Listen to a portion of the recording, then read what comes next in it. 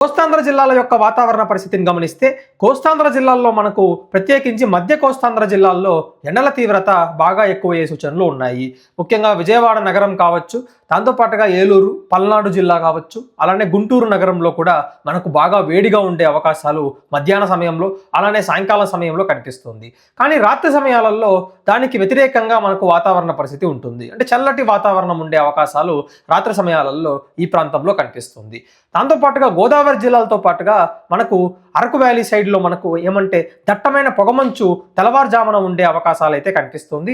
Araku valley సైడ్లో మాత్రము తెల్లవారుజామున అంటే మధ్యాహ్న సమయంలో కొంచెం వెచ్చగా ఉన్నా కానీ రాత్రి సమయాలలో చాలా చల్లటి వాతావరణం ఉంటుంది. అలానే ఉదయం సమయం లేచేసరికి మనకు దట్టమైన పొగమంచు కూడా కురిసే అవకాశాలు కనిపిస్తున్నాయి. తిరుపతి, నెల్లూరు అలానే ప్రకాశం జిల్లాల్లో చలి తీవ్రత తగ్గే అవకాశాలు కాస్తంత కనిపిస్తుంది.